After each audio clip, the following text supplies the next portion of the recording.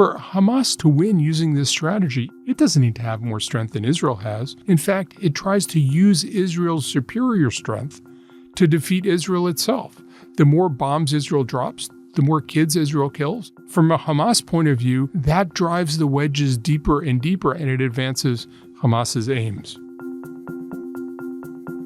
Hi, I'm John Alterman, Senior Vice President, Zbigniew Brzezinski Chair in Global Security and Geostrategy, and Director of the Middle East Program at CSIS. I'm here to talk to you about my recent commentary, Israel Could Lose. It's not really a common thought because people think Israel not only has the strongest military in the region, but Israel has the military that's most like the American military in the region. How could it possibly lose a war against the non-state actor like Hamas? But the issue isn't really the military, it's the nature of the opponent and the opponent's goals. Hamas's goals are explicitly political, not military. Their goal is to increase Palestinian solidarity and increase Israeli isolation. They're going to try to rally a besieged Palestinian population and help prompt the collapse of the Palestinian Authority, which they represent as just a bunch of policemen in the employ of Israel. They're trying to move Arab states away from normalization with Israel. They're trying to drive a wedge between Europe and Israel, and they're trying to divide the U.S., trying to get people to raise the question, what's the cost of having a close relationship with Israel, and is it really worth it? What do we get for it?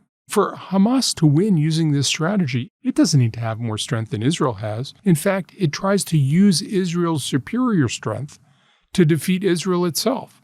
The more bombs Israel drops, the more kids Israel kills. From a Hamas point of view, that drives the wedges deeper and deeper, and it advances Hamas's aims.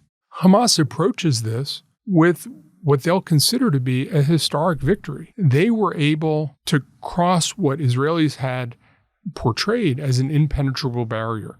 And I think the analog here is the Egyptian military was able to break through the Israeli defenses in 1973 only for a brief period of time. The Bar-Lev line blocked the Sinai Peninsula. It was supposed to be impenetrable. Egypt figured out a way to penetrate it. 50 years later, the day they did that, October 6th, is still Armed Forces Day.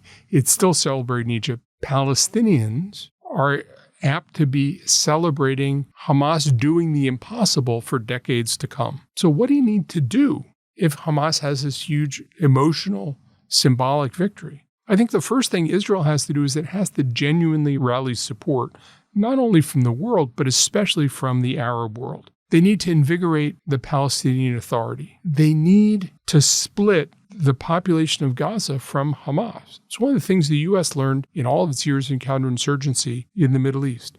It needs to provide Palestinians with a genuine alternative to Hamas and a real political horizon. Realistically, they have to allow and maybe even nurture the creation of a Palestinian national movement that can not only demand things from Israel, but actually obtain things from Israel. If you look at the situation in Gaza, Israel can absolutely extinguish the flames of Hamas, but you can't extinguish the embers. To do that, you really do have to provide people with what seems to them to be a better alternative. Hamas planned all of this for years. They didn't know how successful they'd be, but they did know pretty much exactly what Israel would do in response to their efforts. Israel can't afford to lose this war, but in its efforts to win, it could actually advance Hamas's plans.